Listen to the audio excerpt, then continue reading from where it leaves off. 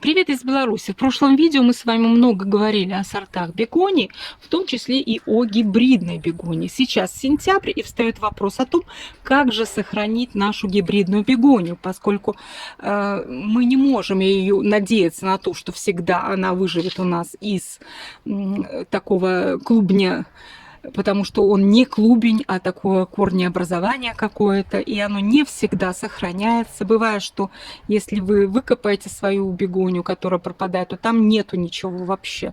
Бывает, что и сохранится вот это корневище, но из него вырастить бегонию довольно тоже сложно. Она иногда растет через месяц, а иногда и через 5 только просыпается. Проще всего нам бегонию эту сохранять черенками. Вот сегодня мы с вами поговорим о двух важных вопросах: о том, как выбрать черенок гибридной бегонии и как его укоренить.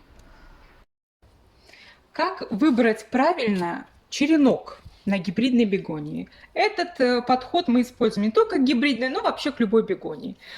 Вот есть такая рекомендация: берите боковой черенок. Ну хорошо, вот здесь есть боковой, да, ну вот прямой, да, а от него вот, допустим, растет боковой.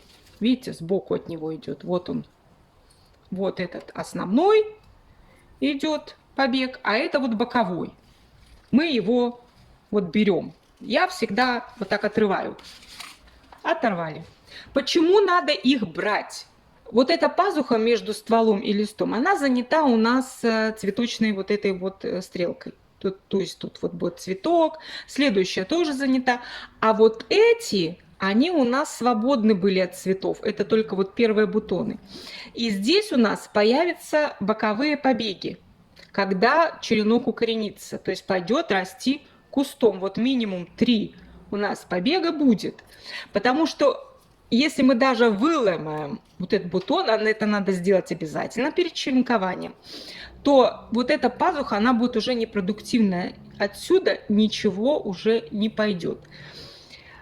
Поэтому мы должны выбирать такие черенки, желательно, чтобы пазухи были свободны от цветочных вот этих вот стрелок. У гибридных бегоний есть разные сорта. Они отличаются, конечно, от клубневых. Есть такие, в которых вот эта аксиома, что если цветок уже вырос, то почка не будет расти, она не действует. Вот смотрите, переворачиваем, и на том месте, с другой стороны, где вот цветочная, видите, идет вот эта вот стрелочка, вот уже побег растет. И тут вот были цветочные почки, и все равно идут побеги. Ну вот такое строение у некоторых сортов. Не у всех, конечно, не у всех. Вот этот верхушечный черенок, он, конечно, будет расти. Мы уже видим с вами вот побеги эти. То есть вот такой сорт, из него можно брать любые черенки, какие хочешь. То есть желательно, если вы берете для черенкования побег какой-то, да, с бегонии, то если там есть бутон, то чтобы это был первый, допустим, только, или второй бутон или цветок.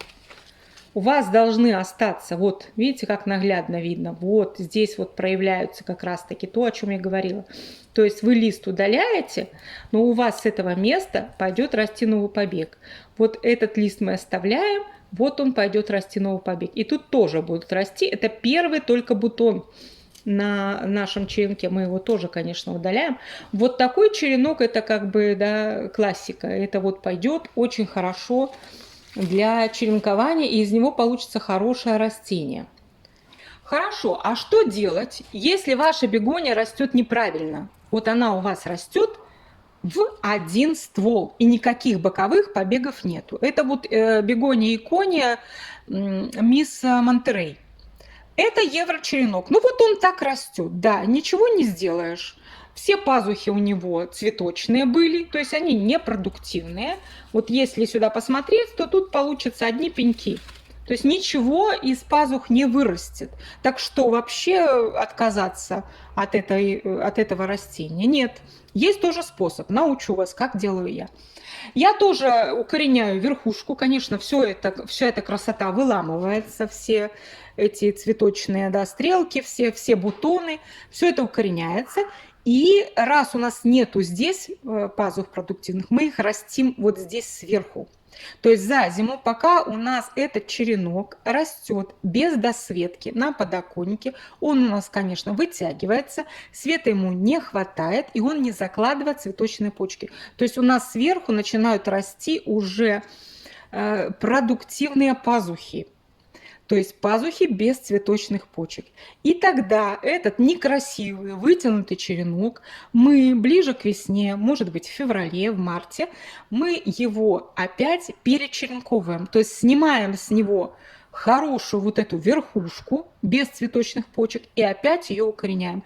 Низ уже вот такого черенка можно выбросить, из него ничего не получится. То есть мы только берем верхушку, опять ее укореняем, и тогда у нас уже получается хорошее растение, и есть хорошие уже пазухи, из которых пойдут боковые побеги. Таким образом тоже можно сохранить бегонию. Я так и делаю.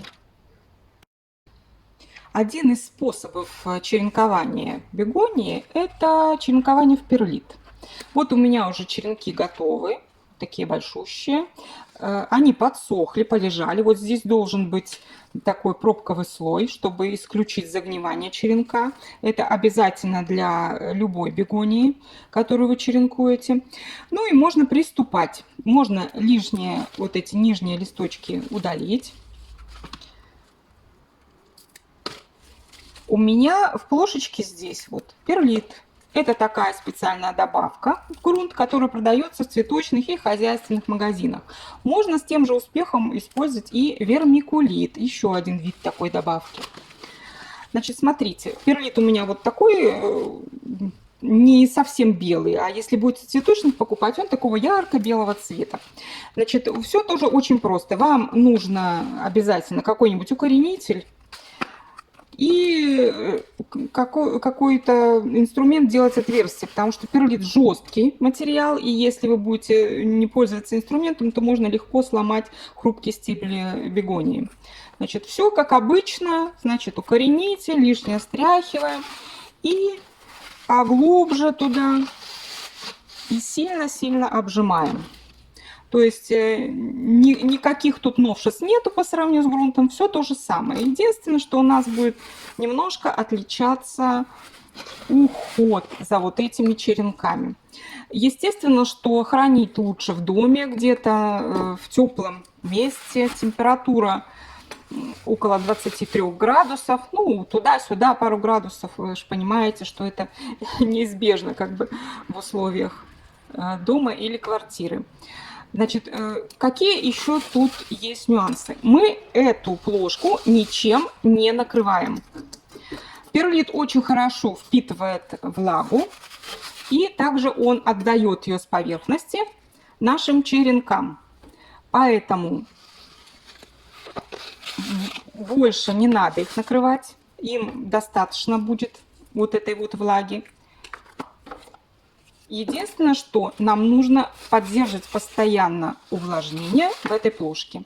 На дне плошки отверстий нет, поэтому мы следим, чтобы вот уровень воды, налитой в плошку, был все время где-то, ну, полсантиметра. Понимаете, или там, ну, 0,7 миллиметров, чтобы все время вот здесь была водичка, потому что она будет впитываться, подниматься вверх и испаряться. И обязательно каждый практически день проверяйте перлит на влажность. Вот так, палец, да, фалангу кладете, если влажно, нормально, если уже чувствуете, что суховато, надо подлить воды. Следим за этим, и потом недели через 3-3,5 можно достать, проверить. Если корни появились, значит уже мы тогда пересаживаем в грунт наши черенки. Еще один способ, который можно тоже применять, это способ укоренения сразу в грунт. Вот мы берем наши черенки. Значит, нижний листок, конечно, мы обрываем, все бутоны мы убрали, подсушили, это обязательно. И теперь будем с помощью укоренителя высаживать их вот в эти маленькие стаканчики. Стаканчики у меня тоже подписаны, то есть ничего как бы такого нового, но опять-таки есть нюансы. Значит, смотрите, во-первых, грунт. Берите самый хороший грунт, в котором у вас как бы укореняются и другие растения. Грунт не должен быть переувлажнен. То есть, когда вы сжимаете своей суровой женской рукой, у вас должно выделиться там, ну, пару капель влаги, не более того. И теперь, значит, я вот в такие zip-пакеты ставлю. Но опять-таки, это мы ставим примерно на 3 недели. 2,5-3 недели, не более того. Конечно, опять-таки, они у нас укореняются в комнатных условиях при более-менее постоянной температуре. И обязательно через 3 недели мы вот этот пакет будем с вами приоткрывать. Вот так. Мы будем его с вами проветривать до появления первых корешков. Как только корни появляются, мы видим в прозрачный стаканчик, мы сразу достаем из вот этого пакета, и бегония у нас уже растет самостоятельно. Не забывайте, что пакетик нужно этот будет открыть, иначе ваша бегония может просто пропасть, ваш черенок. Если у вас остались какие-то вопросы, пишите, я буду стараться отвечать на них. Но у меня на сегодня все. Не забудьте поставить лайк, это бесплатный эквивалент. Спасибо. Пора прощаться. До свидания. Надеюсь, до скорого.